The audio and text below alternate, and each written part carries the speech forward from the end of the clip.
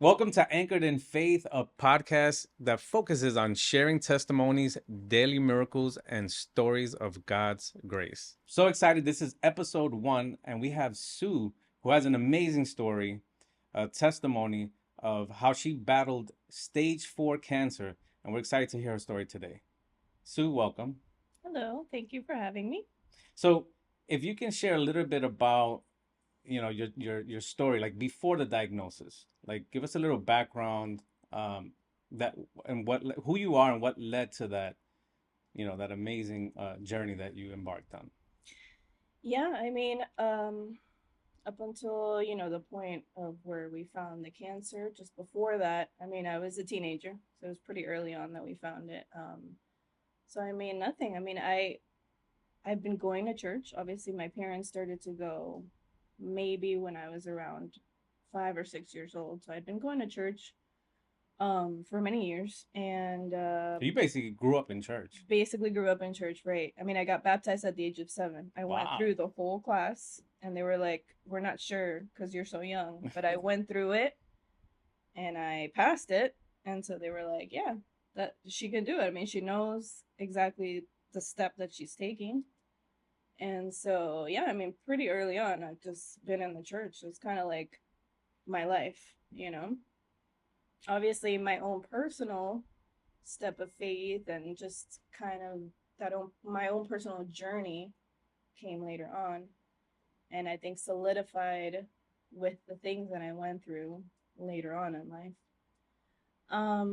But before the cancer at the age of 12, I already was sick. I was diagnosed with ulcerative colitis, which is just ulcers in the large intestine. So So that, stomach related.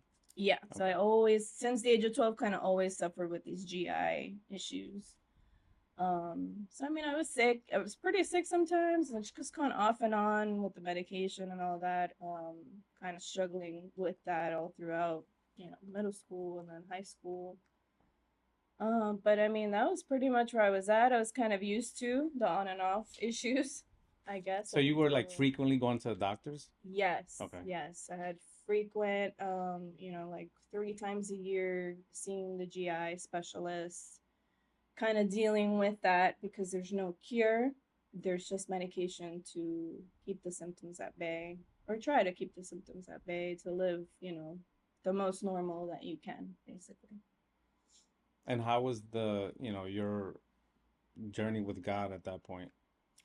It was turbulent because it was my teenage years, which are never easy. Mm, And coming from a home that, like, my parents were divorced pretty okay. early on, and navigating through that, building a relationship with my dad, and just kind of like figuring all that out while being a teenager, which is already Its own its thing. own thing. So yeah, it was turbulent. It was turbulent, at best. Just So how old were you when you got the diagnosis, and how did you find out? yeah. So the diagnosis came at the end of my teens. I was 19 when I learned about all this. Um, I found out because one day I passed out at work, and it was kind of like the beginning sign of like something is really not right with me, something is wrong. And then from then just came like frequent weight loss. Like I was just dropping weight very rapidly, even though I was eating still the same, just kind of Right. losing all that weight.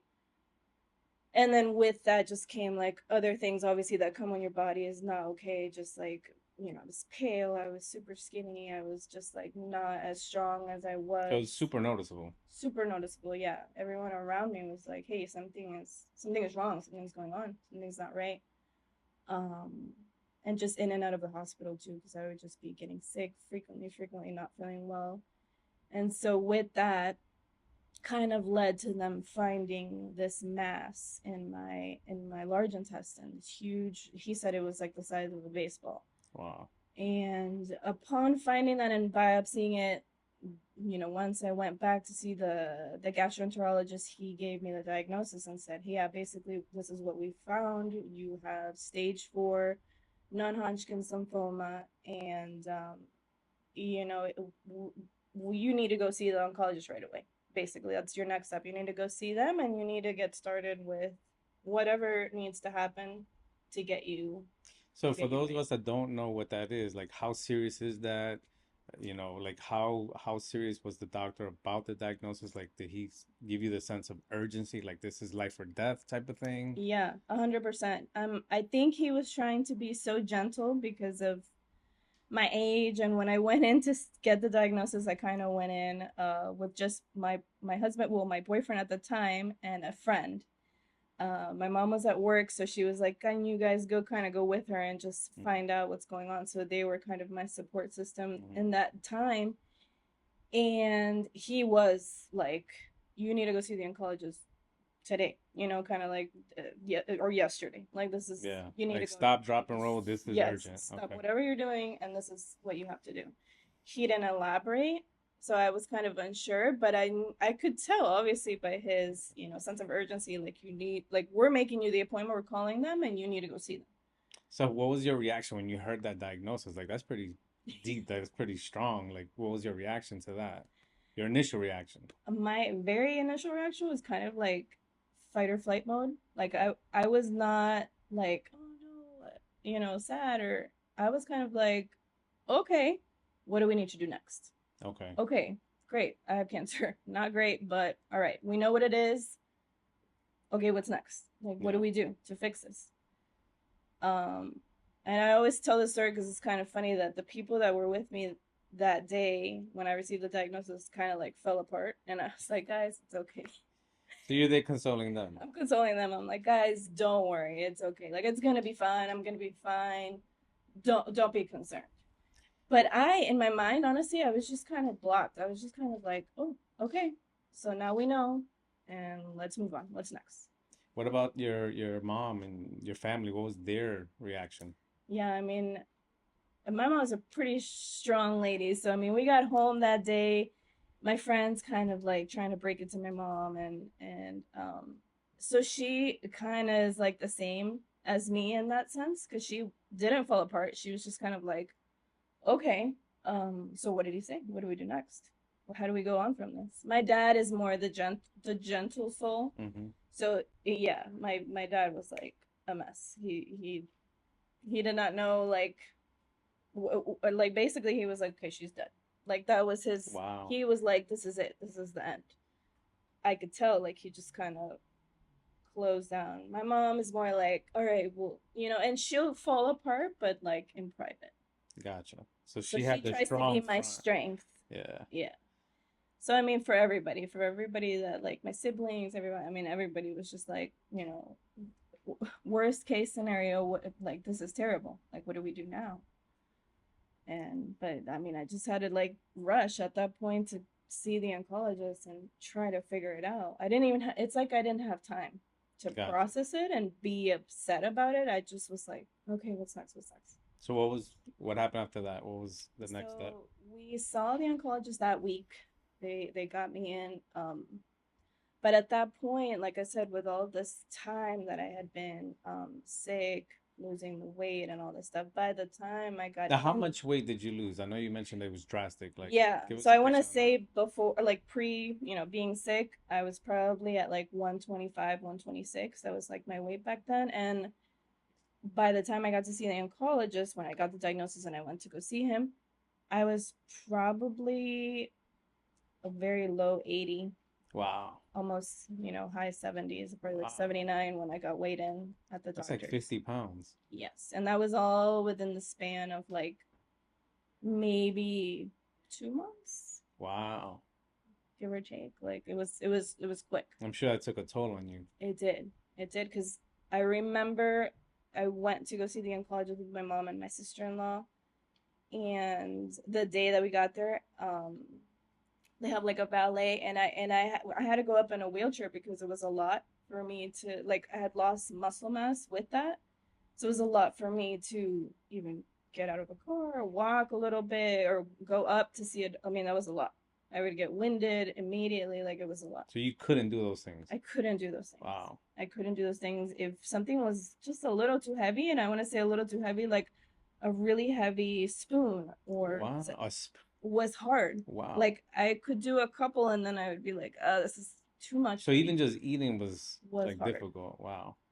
So talk to me about the oncologist when you met with the oncologist. Yeah, I mean, that day I went to see him, and he goes over the diagnosis. Now he explains a little bit more about, what non-Hodgkin's lymphoma is, what lymphoma is in general, and explains that this is a stage 4 diagnosis. This is the last stage. This is it. And Did he give you like any percentages, like what you're looking at life-wise? yeah, no, I mean, he was like, he was basically like, if we don't start treatment or working on you today, your percentage is slim. He was like, Wow. the cancer is so fast, so rapid, and it's just moving at such a speed that like you don't have time. Wow. And his words to me were like, you because the office is attached to the hospital, so he was like, you need to make a decision if you stay in the hospital, like I admit you today or I admit you tomorrow, but it can't go beyond tomorrow. Wow. Like he's like, if you want to go home and gather your things, do so, or I admit you right now. So what'd you do? My mind was like, let's solve this. So I was like, I don't even need to think about this. I was like, admit me now. What am I going home for? Put me in there right now. Whatever I need, somebody will bring for me. But let's get started. Like right now. Let's do this. Was anyone with you when you went to the oncologist? Yeah, my mom and my sister-in-law were there. So they were like, What was their reaction? let's think about it. Like, do you want to go home? Do you want to sleep in your bed? Do you want to grab your things? And I was like, guys, no. Like, there's nothing that I need, nothing that I want. I want to get better. Yeah. I want to resolve this. Like, I don't need to go home. Like, I'm fine. Your focus is let's get this let's done. fix this. Yeah. So I was just focusing on that, and yeah, no, it was like a no-brainer. I was like, yes, admit me right now. I'm ready. Like, let's go. So how long was that process? Like what did the next part of that look like? Well, so I got admitted that same day, and overall, I was in the hospital from that point on. Probably like almost 6 months that I spent in the hospital. I did not leave at any point. Wow. So you admitted Overall. there, lived there basically I for the lived there next for 6 months. almost half a year. Yeah. Wow. Yeah. And it was tough. I mean, from the moment I got admitted, there was a lot that needed to be done to get even just my body ready, because I had to have surgery, I had a major surgery, and then start the chemotherapy at some point. And there was a lot that they needed to do to even just get my body sort of ready to withstand the surgery and the possible blood loss that comes with that, and the chemotherapy, which the doctor always referred to it as the bomb, because The bomb? the bomb, because he said that my cancer was so aggressive, Yeah. and so like the type of like cancer was not as common as some other cancers, that he needed to get together with some colleagues and kind of concoct. He said, I have to make a cocktail for you. And he would call it the bomb. He's like, I have to make a little cocktail for you of different things that I think will help, fight this type of cancer that you have. Wow.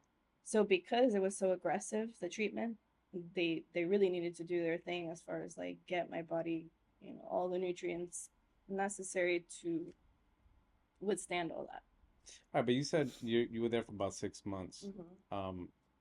Like walk us through like what happened in those 6 months. Like, you had surgery, and then how long was chemo? What did that look like?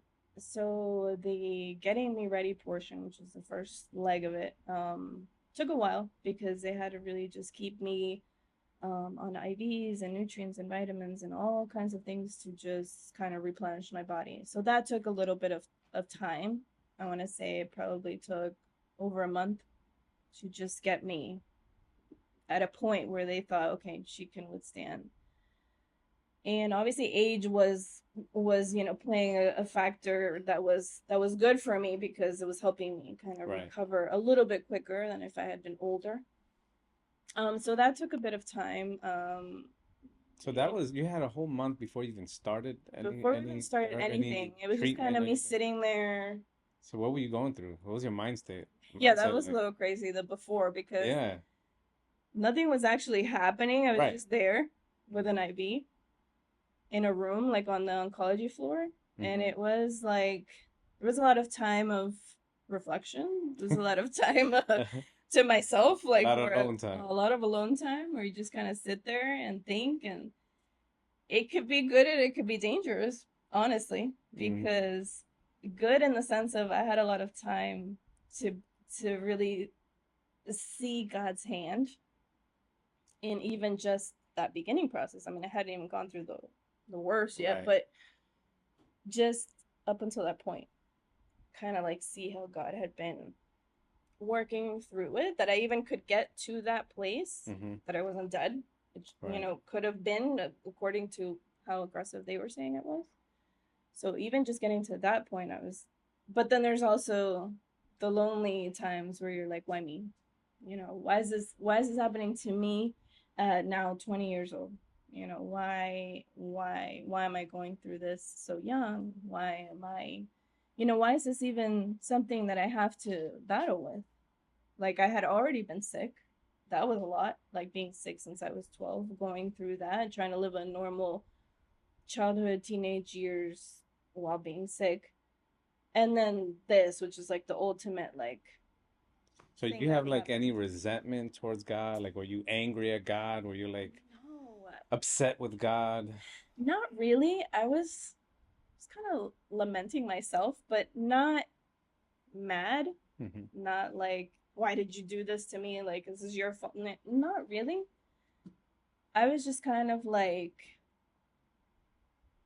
thinking, or taking that time to meditate and kind of figure out what is it that you want from me with the situation.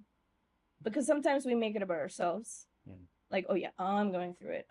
But sometimes it's even the people around you that are the ones that are going to spiritually benefit from the situation or spiritually learn, or sometimes it's not just about us, even though, yeah, I was the one going through it, but sometimes it's not just about me. So I was kind of like, what is this leading to?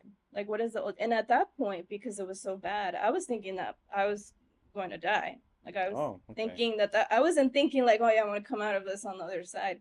At that point, I was like, I think my outcome in this is going to be that I'm going to die.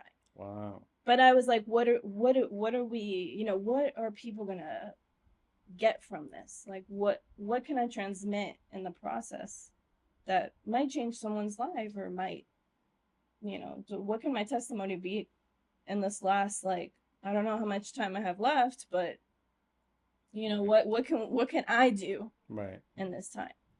So I guess during that time you felt maybe you were getting closer to God. Was there a lot more you and God time Yeah. during that process? Yeah, it's amazing how when life doesn't get in the way and you're just kind of having to forcefully sit Uh-huh. there, you get that time, like that constant time where I was just sitting there sometimes looking out the window, but it would be me and God talking. I'd just be like, hey, I'm feeling this, I'm feeling that, or what's next? I don't know, like preparing me for whatever is coming, What just about your family? Where were they in this beginning process?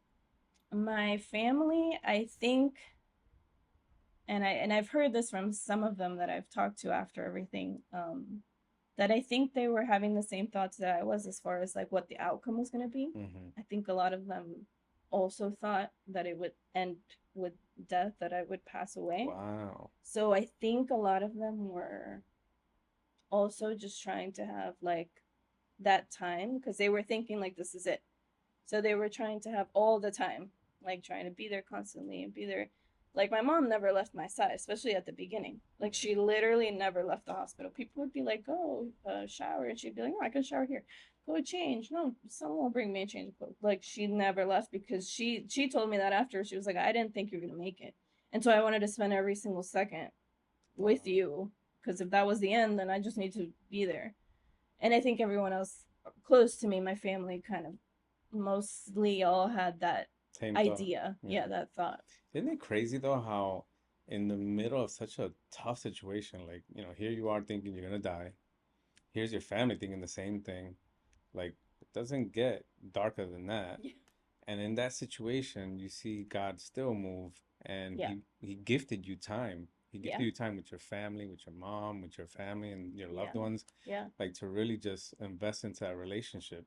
Obviously, not knowing if you're gonna make it or not, Yeah. but he still gave you that gift in the middle of all that storm. Yeah. That's crazy. Yeah. Because I want to say, like, relationships were healed. People came that I never thought would have come to see me. Maybe like maybe because they were like, let's make things right before she passes. I don't know, but hey, like relationships were restored. I saw people. I got to spend time with people. I got to also see the good heart in so many people that maybe I didn't expect Wow. would be there for me in certain ways, and they were, there, and they came and they did things for us that I would have never expected.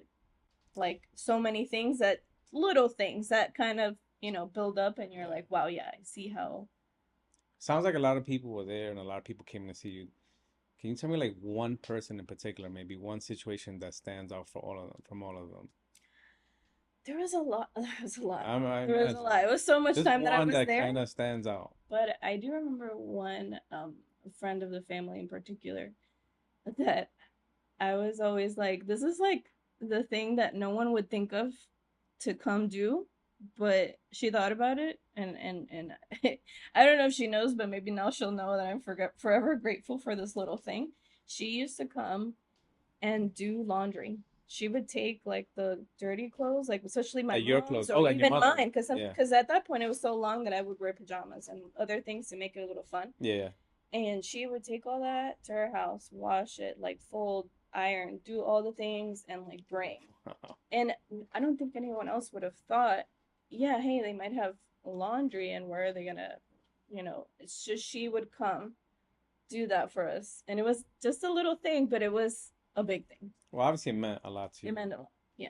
It meant That's a lot. awesome. Okay, so now you're going to the next phase of this bomb. This bomb. Yeah. Talk to me about this bomb. So I had to do the surgery first. They wanted me to do the surgery first to extract the tumor. Was it like an invasive surgery? Yes, they got rid of my whole large intestine. Wow. Yeah. So that was that was another portion of it that I was like not ready for, because I knew we had to get rid of the tumor. I didn't know they were getting rid of a whole organ, and Wow. I was not prepared like for when the surgeon came and explained what was going to happen.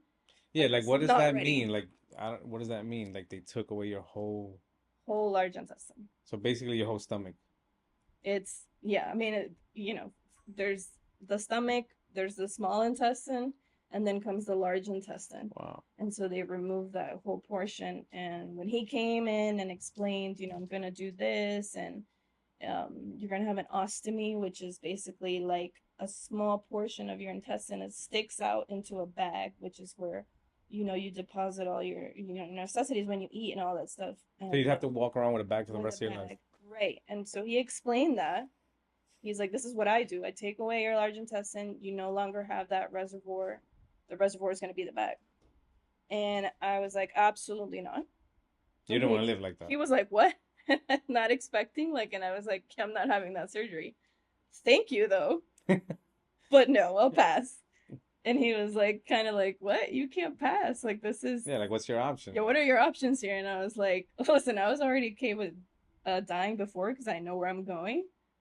And we'll just continue on with that. Like, that plan seems better than this. Like, I don't want to live like this. Right. I was 20. I wasn't even married yet, no kids, but I had a plan before all this to obviously build a family, build a home. And I was like, that doesn't fit into my plans. Like, how am I gonna live like this? And selfishly, because I know so many people live like this, so many people, this is their reality. But me, I was like, that you're giving me an option. I'll take door B. Like, not doing that. And I remember he left really like kind of distraught, because he was like, what?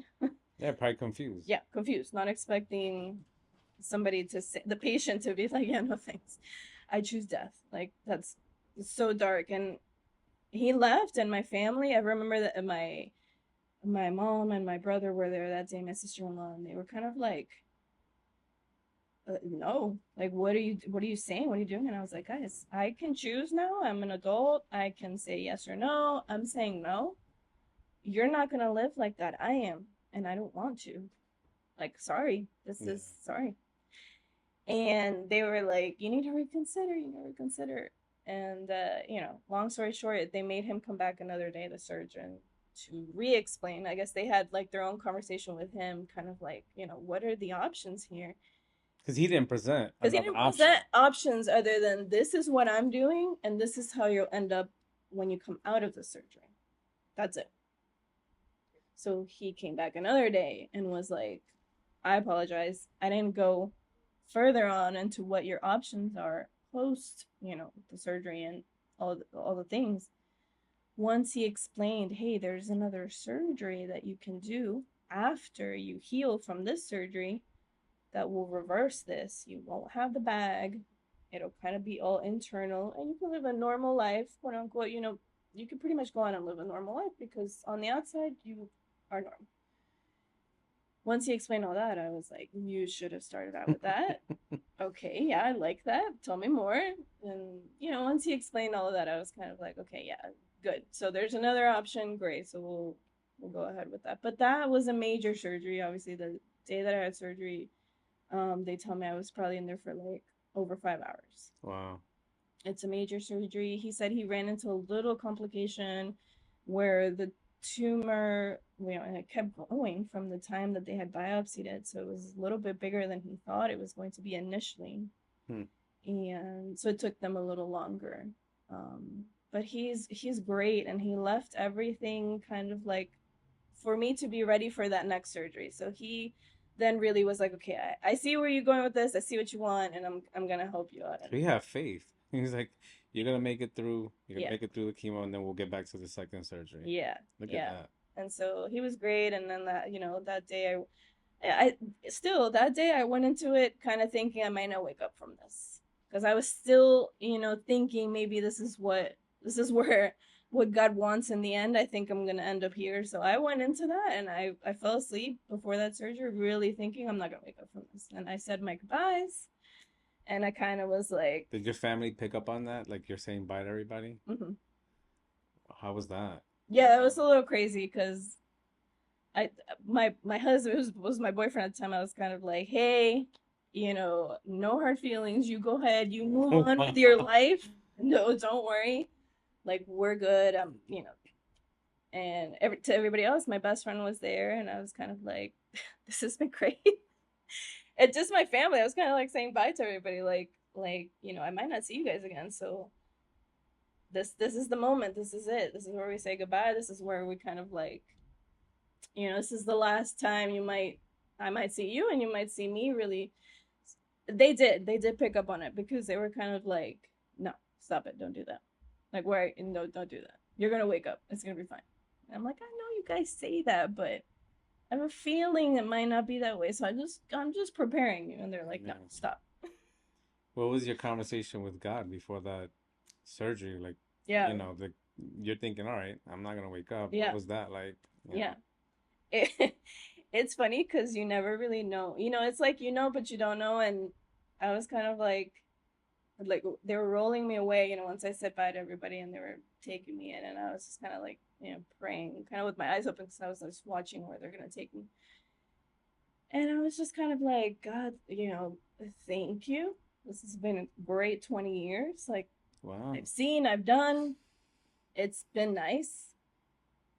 And I think my biggest prayer was kind of like, watch Them. over them.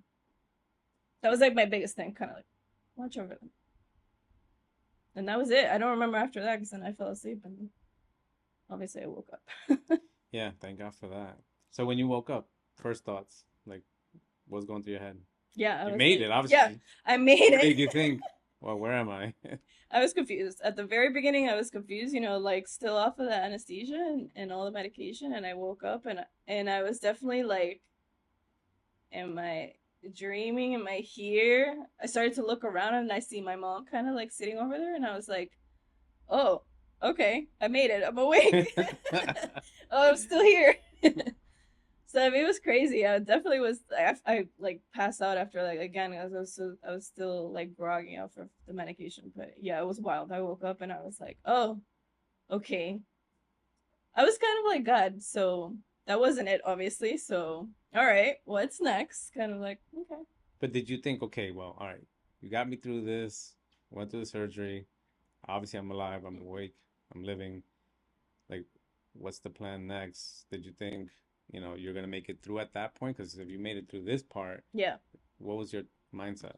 Yeah, funny enough, after I made it, after the surgery, yeah, I kind of had the thought of like, okay, so maybe it's not death. That's not the outcome of this.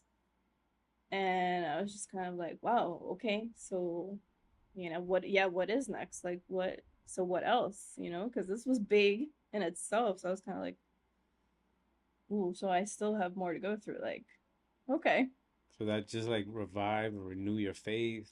It did because I was just thinking like, wow, so there's a lot more that he wants from me and from the situation, from the story.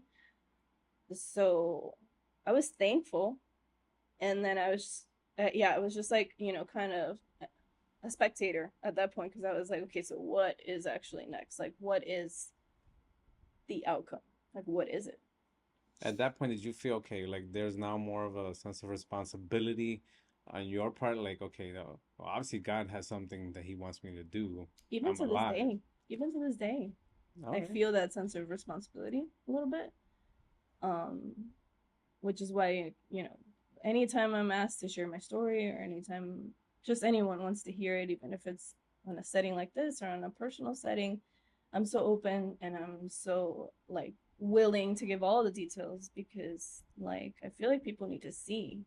And if this has happened to me for a reason, and if the reason is that I share and people can either restore their faith or maybe they're going to something not the same but similar or the same, whatever, and that this can be something that would give them hope or strengthen their faith, or then yeah, like I love that God would use me as an instrument to be part of that, someone else's journey. Yeah, yeah, yeah.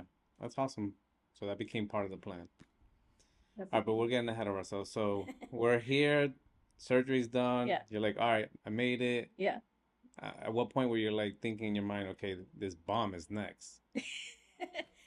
When I finally actually was like conscious after all of that and dealing with the aftermath of a huge surgery, there's pain, there's a lot of healing that needs to happen. Um the oncologist did come to see me, a couple of days after that, kind of like, hey, what's next? Like this is where we start. And even through the surgery, because it was much longer than they expected, there was blood loss. They had to do a couple of transfusions, so there was still a little bit of prep to do to then get me ready for the next thing, which was the bomb. So there was still some prep. So he was coming to let me know, hey, this is the next step. Well, obviously we got to get you ready for that.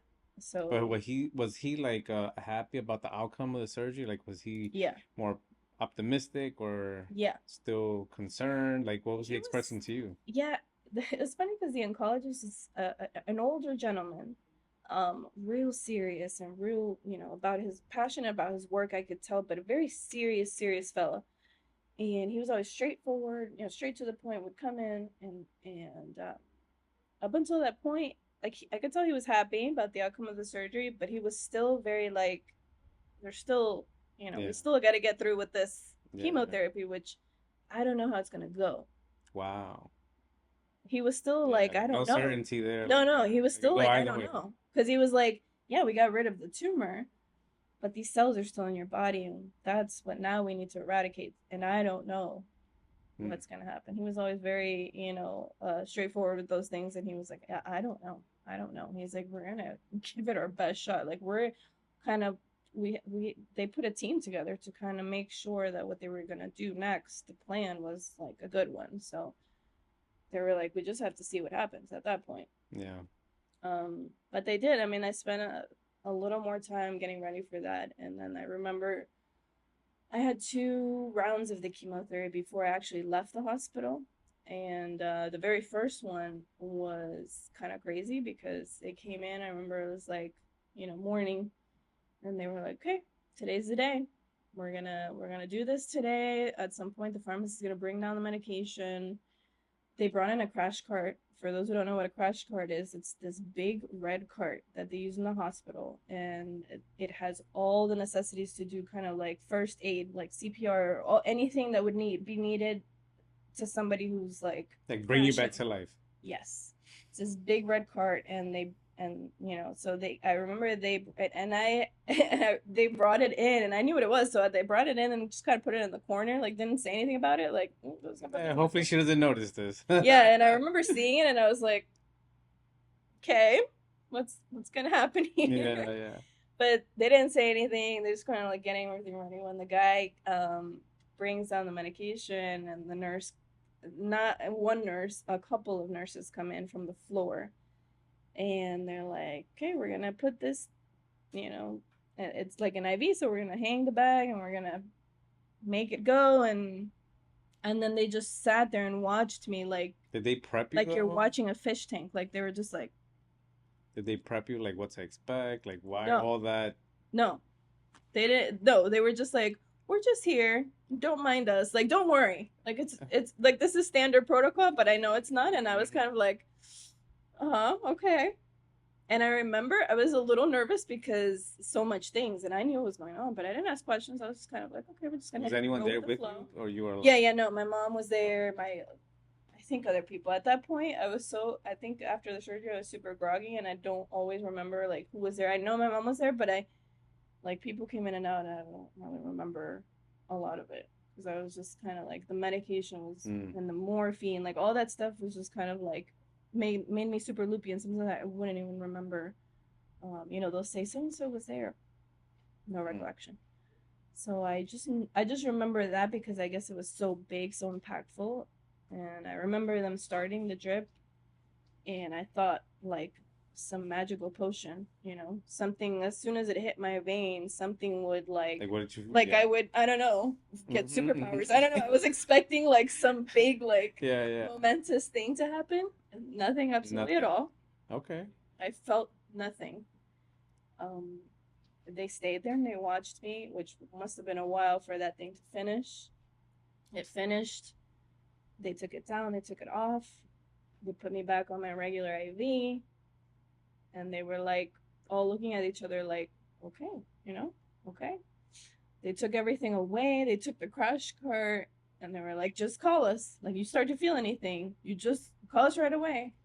And they kept coming around like, are you okay? Are you feeling okay? Did you feel anything? No. Totally normal. Totally normal. Wow. So I think too normal. Like I was like, were you concerned? Like I was very concerned because I was like, I don't feel like this is working. Right. Because I feel so good that I was like, it's either great that I feel good because it's working, or it's not working, and Right. they just put water in my IV because I don't know, like I don't feel anything. Yeah. And I had heard stories about you get nauseous, you get really sick after each chemotherapy, or just different things that people would feel like symptoms from and because they had said already that it was so like strong, the medication, I was expecting so many things and I felt nothing. About an hour after it was done, I was super hungry, which I hadn't been that hungry. Yes, I hadn't been that hungry in months, and I was so hungry. And I was like, Mom, I'm starving. And she was like, okay, yeah, what do you want? And I remember a nurse came in shortly after that, and she was like, she's hungry, get her whatever, what do you want, whatever and I just wanted a huge burger. And she was like, we're making it happen. She called, they got me like the biggest cheeseburger with fries, and I ate up the entire thing. I'm sure they're not used to seeing people hungry after. Not at all. Like they were expecting that. So the nurse was excited. She was so happy. She's so sweet. She was like just there watching me eat this burger, and she was like, I'm so happy to watch you eat. And I'm like, yeah, I'm starving. I don't know. Yeah. But I was so normal. Yeah. And it was just another moment, especially my mom and I were kind of like, this is only a God thing. Yeah. Because considering the factors, considering everything that we had been told or heard, or knowing what they were putting into me, I was like, this is 100% in God's hand. Yeah. Because this is not normal. Like, this is not normal. This is not what people go through, what they say they go through. Like, how? But It was crazy. It was bizarre. I did another round of pupil therapy in the hospital. It kind of went the same way. I was fine. I felt fine. How long after the first round? They were doing it at that point they were doing it twice a week. Okay. hmm So how far into the 6 months are you at this point? So I'm pretty much at the end of it. Okay. Pretty much at the end of it. I turned 21 in the hospital, Wow. which was funny because the nurses, I mean, they had known me for so long. They had been with me throughout this journey, and they did a little party for me. I got tons of visitors, friends, old and new, and the nurses came. They had like party hats. One of them was like, "I'll sneak you in a beer." She was Because you so turned cute because I 21. turned 21. She Yeah. was like, "You're not supposed to, but I'll sneak you in a beer." And they brought me cake, and friends came and they sang to me, and it was really sweet. It was really sweet. It was really nice. I say a lot. I'm like, it's not your typical way of celebrating your 21st birthday, but it was epic for sure. One that'll go down in Yeah. the books because who else can say Yeah. that they turned 21 like that? How did you feel? Because 21 is a big deal. Like that's like a big milestone. So how did you feel turning 21 in like your alone, quiet time? Like what was going through your head? I know that like the day before, even the morning of, I was a little sad at the beginning because you as a young person you have all these expectations. Oh, I'm gonna turn 21. I'm gonna go out with my friends. I'm gonna do all these things. I'm gonna have a big party, or I'm gonna whatever. You're gonna celebrate in big ways. It's a Hmm. milestone. And that, leading up to that, I was kind of like, this is not epic at all. This is not how I imagined turning 21. This is so sad. And I'm like, God must be punishing me in some way because he's like, yeah, you need to settle down. I don't know. I was just kind of like so many thoughts, like good and bad ones. I was just kind of like, oh, this is not it. I was a little sad that morning. I was like, well, this is kind of sad. Like, and because I was also thinking like I'm just gonna be kind of lonely on today, like it's my birthday, and like, yeah, my family will show up, and yeah, maybe a couple friends, maybe here and there. Like I wasn't expecting very much, And then they made this big and then party they and made it everyone showed up. huge. Yeah, they Look made at it God. huge. They made it huge. My room was full. There was people standing in the hallways. It was big. It was massive, and it was awesome. It was awesome. Okay, so then you went on to your second round. I went on to my second round, and that was pretty much, very much at the end of my stay there. It went well, just like the first one. Um, and at that point, because everything was going so well, I remember then the oncologist comes in after the second round, very serious man, comes in singing. He's Jewish, so he comes in singing a song in Hebrew, and I was taken aback because I was like, first of all, he was smiling, which is very rare. This is the first time you see him smile. First time, and I've known him now all this time, right? Right. First time, comes in, big smile, and singing Wow. this beautiful song in Hebrew.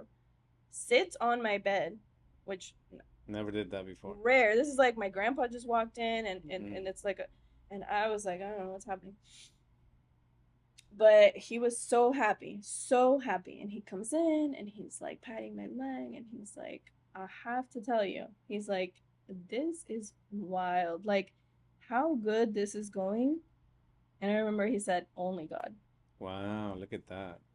And like I was elated. I was like, I don't even know what, like, am I being pranked right now? Like, what, who is this man who changed Right. my doctrine? Yeah. But he was so excited. He was like, only God. And the song that he was singing, he was translating it for me, and it was basically a song like that of like praise. um and he was like, it's just crazy. He was like, we were expecting, now he tells me what they were expecting. He's Hmm. like, we were expecting the worst. We were expecting you to have a heart attack, went to cardiac arrest. We were expecting What? you not to be able to handle it. We thought we were gonna have to stop it like halfway because you couldn't handle it, because or you to be really sick after it. He's like, I was told you ate a burger. He was like, that's crazy. He was like, this is truly only God. He was like, I don't know how your body is taking this. He's like, I wish you could understand how massively crazy this medication is. And I was like, boy, The I have bomb. an idea, since you have called it the bomb. Like, I have an Mhm. idea. And then he's like, yeah, no. He's like, I don't know. I don't know how this is happening, but it's working. He's like, the tests that we're running every day, the cells are diminishing. He's like, it's working. Wow. And that was just another day of like, celebration for us because again, seeing God's hand, seeing how things were working um, towards his plan, towards his purpose and what he wanted in all of this.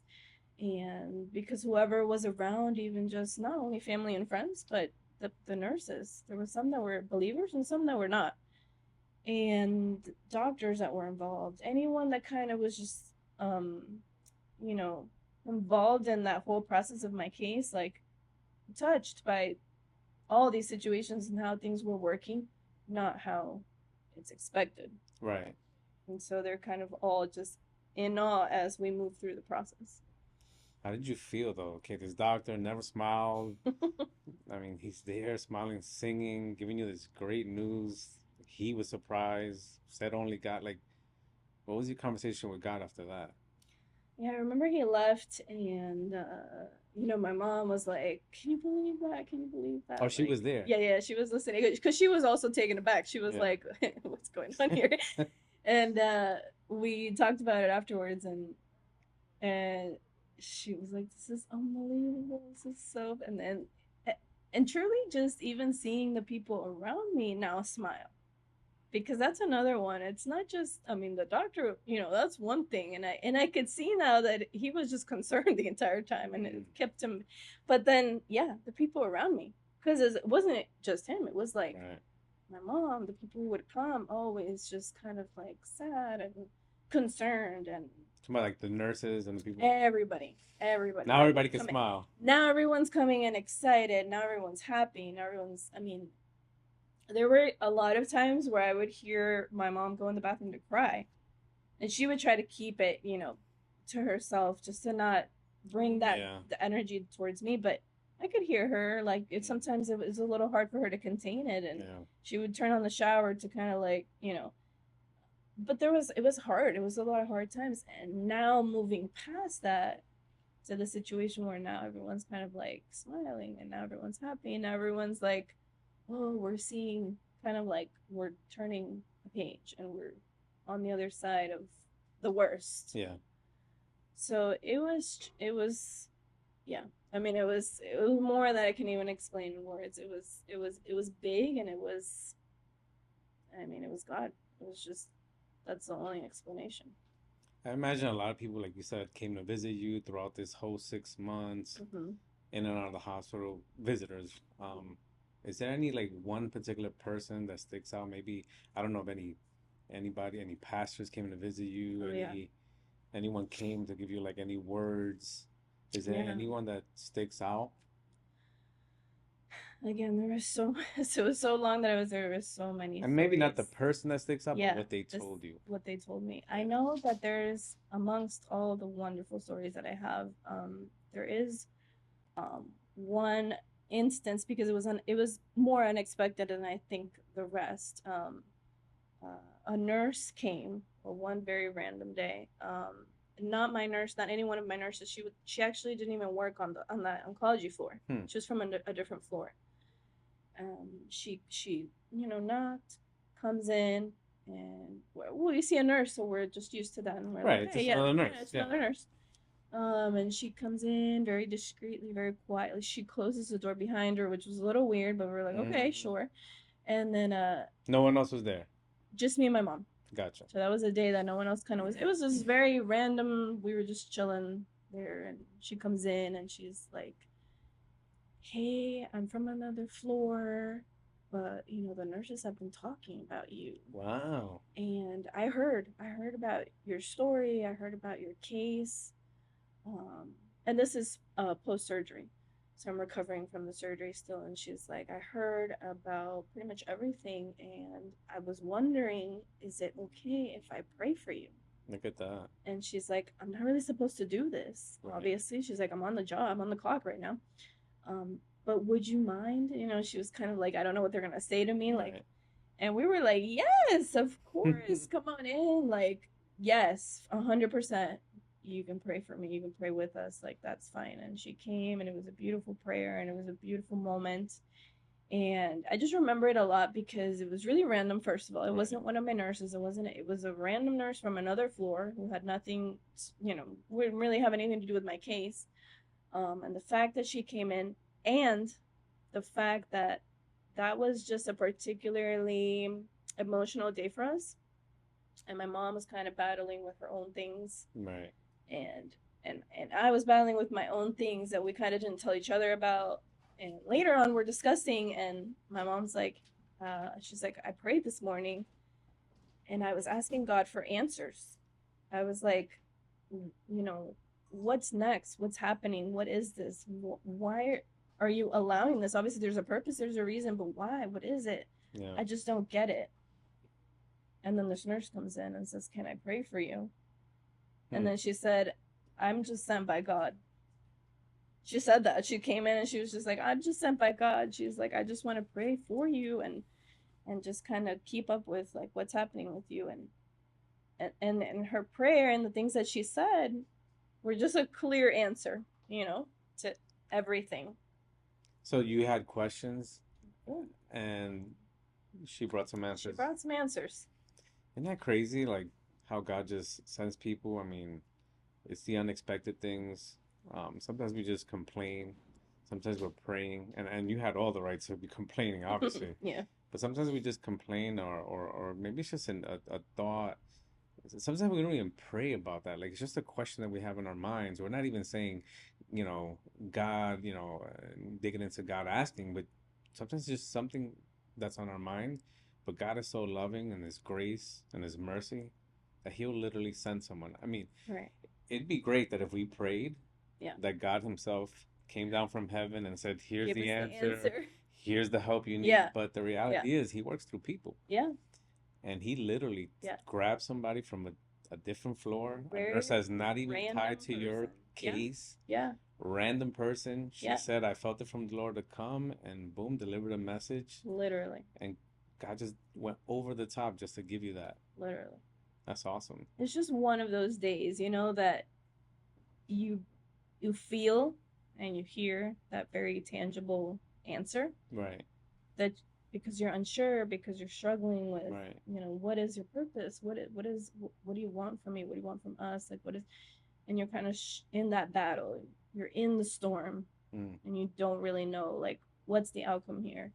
And then you get that very tangible answer, that very tangible response that he's like, hey, I've still got you. Like, I know it may not seem like it to you. I know it may seem rough at this very moment, but I've got you. I Yeah. haven't forgotten you, and I'm still here, and I'm still with you.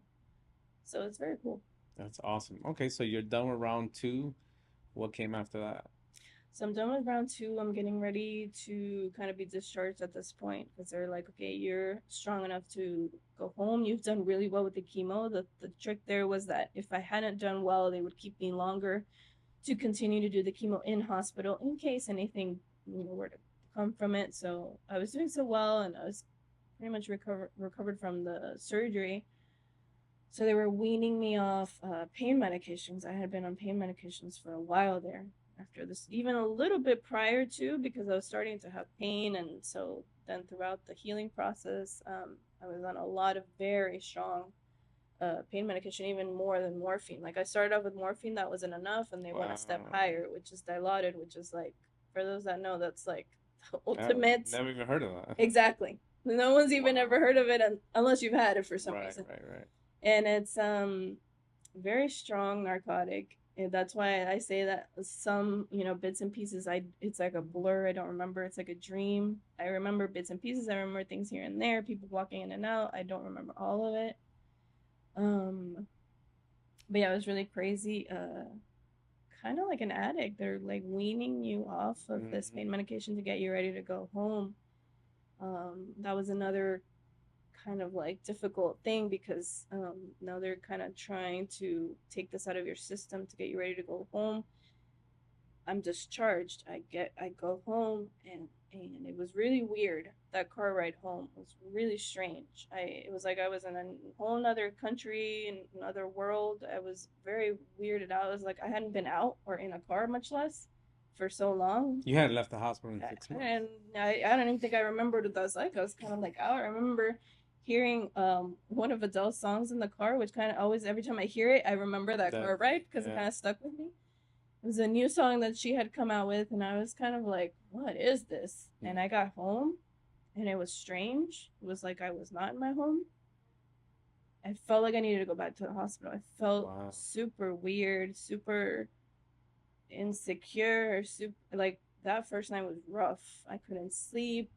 My schedule had also changed because while I was in the hospital, because I spent so much time there, and because I was on so much medication, I would kind of sleep through the day And be and be awake. up at night, hanging out with the nurses in the hall. And so when I went home, it was like I was struggling because now Yeah. I was like, wide awake at night. And then during the day, I would be like super groggy and super tired. So I was like readjusting that.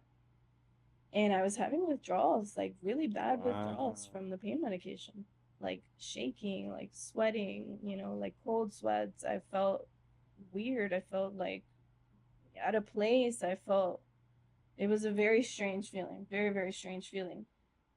To the point where I had to go back to the hospital, I think like a week later, because I was so feeling so bad, feeling so, so bad. I went back and they were like, yeah, for sure, she's going through withdrawals. Like, we just need it. They gave it to me in pill form, and they were like, you just need to continue to Yeah. wean until your body kind Yeah. of readjusts. But yeah, it was a hard process readjusting to like Mm-hmm. normal life. It was kind of crazy. Wow. So then from there, at what point then did you enter into remission? So at that point, now I'm just going back to the hospital just for the treatments. Still doing them, weekly. At that point, still doing 2 times a week until they, kind of start to drop down from that. But I'm still doing really good with the treatment. And I think when I was, because the plan was that I was going to receive chemotherapy for about 6 or 7 months. Oh, okay. And I was not even halfway through, and the doctor had told me that I was in remission already. He was like, the test Wow. results came back, and I mean, they're gone. You're good. Wow. And that was another celebration. And he was like, obviously, the way that it works, you have to finish out the treatment. You can't Okay. just cut it just because you're in remission. He's like, it's the ideal thing that you finish the entire treatment, but now we know, Right. like your Like it body's worked. responding. It worked, and now we're just pretty much ending. So it was pretty cool. It was pretty cool to see that. What was that like with your family celebrating that moment? Yeah, that was big. That was big. We definitely celebrated. We definitely were thanking God through that process because, kind of seeing now that we're on the other side of it. So you're out, obviously, the hospital, you're in remission. Were you at any point, did you go to church? Like, Yeah. Yeah. Pretty much once I got out, I remember, we were planning to go back right away. The tricky part was that because I was still going through the chemotherapy, your immune system is very weak, and obviously coming out of big surgery and all that stuff. So it was just kind of like I just wanted to be there, kind of like bring. It was kind of like a celebrity, and they bring you in through the back. They have you there, and then they take you out real quick before, hmm because everyone obviously, I mean, they Right. just wanted to say hi. They just Yeah. wanted to be with me. They were so excited, and so we just didn't want to compromise my health at that point. And no, but it definitely. I mean, I went back. I was there with my mask and and my short hair, and it was nice. It was a nice time to be able to be out and worship and kind of just be like, okay, this is we're on the other side of this. Yeah. So you went through that whole process. You obviously are healed. Hmm. Um, I'm sure there was a lot of lessons, a lot of things that you heard from God. I mean, now looking back, how long has it been now? That was in 2011. Oh, wow. So it's been quite some Yeah, time. yeah, Now looking back, you can look back. I mean, what, how do you sum up that whole journey, that whole yeah. process? Like, how do you sum it up? Like, what'd you get out of it? Well, how do you sum all that up? Sometimes I think about like the what if I had never gone through that? Like what would my life have looked like if I hadn't gone through that? And it's funny because it's almost like I see why I went through it. Not as like I was being punished for anything, like it wasn't like I was living a tumultuous life or anything, but it's just that I see how that situation strengthened my faith, strengthened my walk with God, my journey, how it brought so many good things that I don't think I would have gotten, otherwise. So I am grateful. I'm thankful to God for kind of putting me through that, putting me through that ringer and bringing me on the other side of it, and the lessons learned and the things that I've seen and been able to help so many after that. So I'm just thankful for that journey. I know it sounds kind of crazy, but I am. I'm thankful for having gone through that, for having been through that kind of like fire that kind of polished what it needed to polish, and now we're here. Okay. Yeah, I mean, quite the journey. You know, an incredible story for sure. And what are you doing anything today, or are you doing anything now with that story? Yeah, I mean, just well, thing opportunities like this, whenever I get to share, whenever I can share, I'm grateful for the opportunity to be able to do it. So I do things like this a lot, and even um, in the work setting, I used to work at the hospital. Funny enough that I had the treatment and everything, and I used to work there and the children's hospital. And whenever I had the chance to minister to either the patients themselves or parents of the patients in different situations, I definitely always took that chance to share kind of like a little bit of what I went through, um, and share in my faith and share, what got me through it. Not just how because it wasn't me, putting myself through it. It was what got me through it, which is, So what would you tell somebody that's either going through a process like that, know someone that's going through a difficult moment like this, like it's a yeah. quite and a difficult situation. What would you tell them? I always say that, like, don't feel bad if you have moments of doubt. Don't feel bad if you have moments of sadness, of uncertainty, of, even anger. Like, don't feel bad because these are all normal human emotions that we will go through them. But I think at the end of the day, if you have a clear understanding of that there is a purpose, that there is a reason why God chooses to put us through things, that clear understanding that it's not just for us, that it's for others as well sometimes. And I think if you kind of keep with that, it will solidify your faith. It will help you. It will help you kind of like have that full circle moment of like understanding what it is. And the emotions are normal. You do go through it. There are highs and there are lows. I can't say it. They were all highs. I know there were lows and there were really lows, and there were moments of uncertainty and doubt, but that's all normal and that's all part of the process. And I think if at the end of the day you bring those to God and you don't let those kind of take over, but instead you bring those to Him and you put it all at His feet, then there's the key. Because then now He will take that and He will kind of work with you on that and show you, and take you through it so that you know that you're not alone, that there's a reason, and that, there's someone that's holding your hand through the whole process. Wow. I mean, what an amazing story. What an amazing testimony. So grateful that you shared that. I'm sure it's going to encourage a lot of people. It's going to speak to a lot of people. It's going to give hope. It's going to give people that what they need. You know, sometimes we just need to hear somebody's story. Like, okay, Yeah. they went through that and they're on the other side, Yeah. and God took them through it. Yeah. And so, whatever they're going through, they can say, you know what? I have that same hope. I can have that same prayer, Yeah. and I can put my faith in God and let Him, let Him bring me through Yeah. to the other side. One last thing I want to share. It's actually a verse. It's First Timothy 6:12. It says, "Fight the good fight of the faith. Take hold of the eternal life to which you were called when you made your good confession in the presence of many witnesses."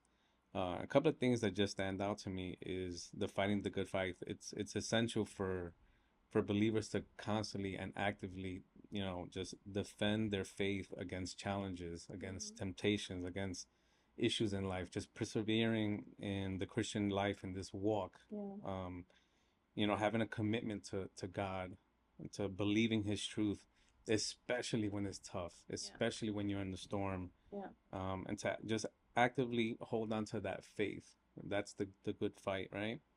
And there's a metaphor, um, the fight the good fight is fighting against everything that tries to come against you, right?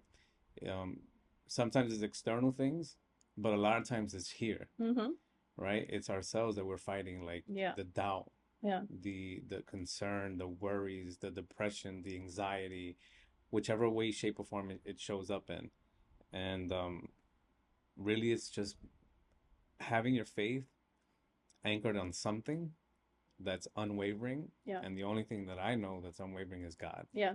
And Amen. just letting Him literally, take you through that process. Right. So, thanks again for sharing that Yeah, awesome story, thanks for having me. that testimony. We're gonna wrap up this episode. Thank you for being with us. Look forward to the next episode, and again, anchored in faith and steered by His purpose.